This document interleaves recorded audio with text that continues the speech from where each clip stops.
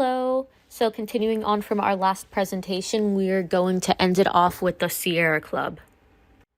So just for some historical context and background, this club was created in 1892, and it was really a Kickstarter for what naturalists, activists, and environmentalists would look like and how they would function.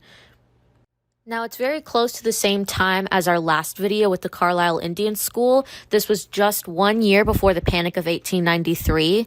And again, we're just in the middle of the Second Industrial Revolution. Big cities like New York City are popping up around America. And it's really just growing by the millions, which already affects the environment. So here we have a picture of the first president of the Sierra Club. His name was John Muir, and this guy was a really, really big environmentalist. He cared a lot about the country life and really just wanted to protect it as well as he could. And the picture next to him is just kind of the staple of the Sierra Club.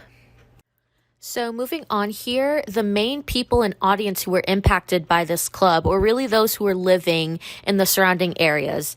Now, granted, to this day, the Sierra Club has become a huge foundation for protecting our natural ecosystems. However, during this time in the late 1800s, it was really something small that would become like a bomb in its future. This club was very broad with this audience, and it was really open to anyone and everyone who wanted to learn and help preserve the mountains, specifically on the Pacific coast, as well as the Yosemite Mountains, which we will see pictures of later on. And on our next slide, we just have a really good black and white photo of the Yosemite National Forest, which was another movement that John Muir kind of created, was to preserve it. And that was really one of the big reasons why this club was started. It was to stop the efforts to expand into untouched land. And as much as we would like to tell ourselves that everyone wants to help save the planet, unfortunately, people during this time, like industrialists and even corrupt politicians, wanted quite the opposite. They wanted as much land as they could to be cleared so more money could be profited. And here we just have a really beautiful quote from the President John Muir. "As long as I live, I'll hear waterfalls and birds and winds sing. I'll interpret the rocks, learn the language of flood, storm, and the avalanche." And here is a picture of the present-day Yosemite National Park, whereas before it was a picture back in the 1800s. Now, some goals and purposes of the Sierra Club really revolved around not only enjoying Earth's natural resources, but also educating everyone about it. Though it had some goals of stopping corrupt politicians and the industrialists, it also had a main goal of just bringing awareness about the planet and keeping it clean for everyone. Here we just have some more pictures about the Sierra Club. And on the top left, it says Save the Grand Canyon.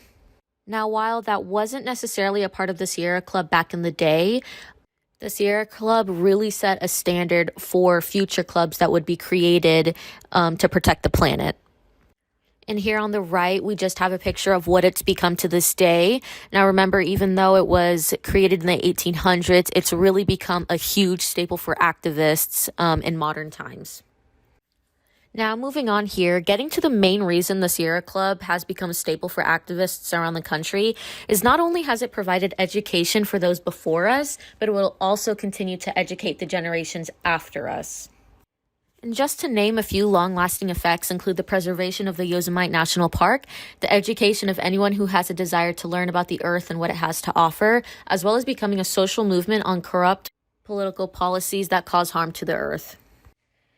And a final note on the Sierra Club was its long-lasting impact that it would have for the years to come. This organization was really ahead of its time, and to this day, we still learn of ways to help keep our planet happy and healthy. And lastly, here are just some of my references and sources that I used for this presentation. Thank you for watching.